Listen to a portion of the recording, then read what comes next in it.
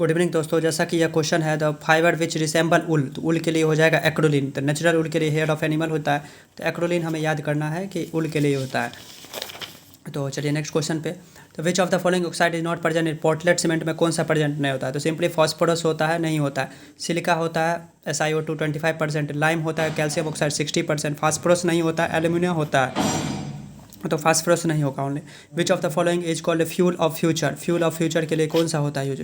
तो fuel of future के लिए क्या होता है? Hydrogen as high caloric value, तो हाइड्रोजन के लिए यूज हो जाता है यहाँ पे ethyl alcohol, diesel, hydrogen, methane. तो हाइड्रोजन के लिए हो जाता है fuel of high caloric value के लिए, बेटर अवेलेबिलिटी, इनफ्लामेबल है, तो इसी के लिए हमें यूज हो जाता है हमारा यह, इसीलिए फ्यूल के लिए यूज होता है। तो कॉमन नेम ऑफ पॉली एक्रोलोनेट्राइल, इसको इस क्या कहते हैं? पॉली एक्रोलोनेट्राइल का कॉमन कह रहे हैं तो ओडोलोन, तो ओडोलोन इसको हम कहते हैं कॉमन नेम में पॉली एक्रोलोनेट्राइल को, तो ओडोलोन हो जाएगा हमारा। तो अब चलिए हम नेक्स्ट पेज पे चलते हैं। तो PET stand for, PET stand के लिए पॉलीइथिलीन एंड टेट्राफिथलेट हो जाएगा। यहाँ पे एंड भी नहीं दिया रहेगा, तो पॉलीइथिलीन टेट्राइथिलेट हो जाएगा हमारा ऑप्शन में। The which of the following is natural fibre, तो नेचुरल फाइबर किस लिए हो जाता है? तो यहाँ पे नेचुरल रबर है तो आइसोप्रीन हो जाएगा। फिर यहाँ पे सल्फर वल्फर डाल देते हैं तो उसमें भी होता है। तो आइसोप्रीन हमें याद रखा है। नेचुरल रबर के लिए कौन सा होता है? आइसोप्रीन के लिए। आर्टिफिशियल रबर में कौन सा होता है? नियोप्रीन हो जाता है हमारा। तो ये हो गया। अब बुलेट प्रूफ के लिए जो हमारा होता है, तो यहाँ पे हो जाएगा हमारा केवलार नाम का जो होता है वो हमारा बुलेट प्रूफ के लिए यूज होता है। तो ये हो गया हमारा।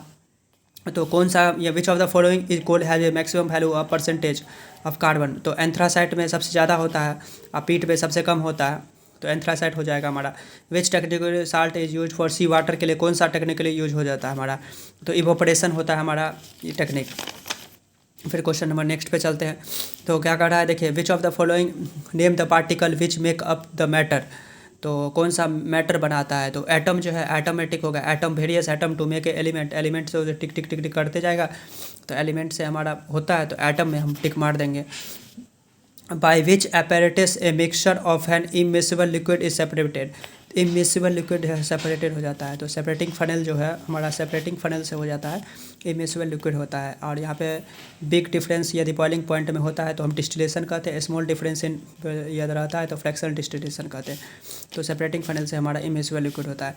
क्वेश्चन नंबर 50 देखिए, name a technique which is use for separating two or more dissolve solid which are present in a solution very small quantity, तो वेरी स्मॉल क्वांटिटी के लिए होता है क्रोमेटोग्राफी हो जाएगा हमारा। तो name a technique which is use to separating two or more dissolve solid which are present in solution in very small quantity, तो क्रोमेटोग्राफी हो जाएगा हमारा। क्रोमेटोग्राफी एयर और गैसेस में भी होता है क्रोमेटोग्राफी। फिर पेट्रोलियम प्रोडक्ट में भी क्रोमेटोग्राफी होता है क्रूड ऑयल के लिए, और यहाँ पे कलर और फ्रॉम डाई में भी क्रोमेटोग्राफी के लिए हो जाता है। तो ये हो गया हमारा।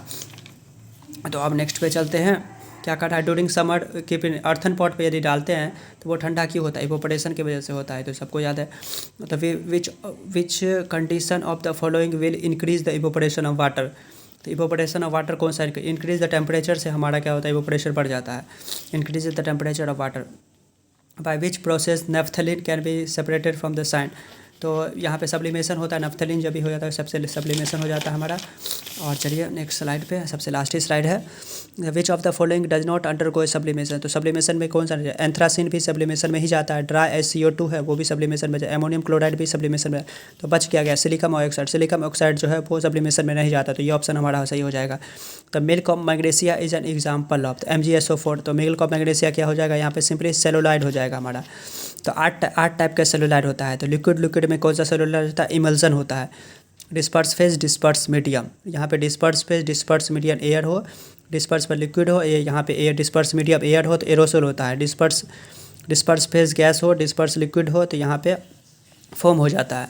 फिर ये हो गया हमारा, तो कोलाइड हो जाएगा। Milk of magnesia example of colloid हो जाएगा।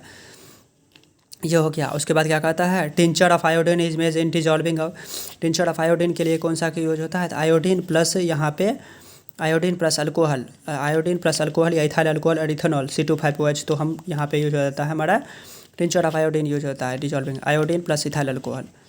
Thank you for watching this video, hope you like it, subscribe it. जय हिंद, जय भारत।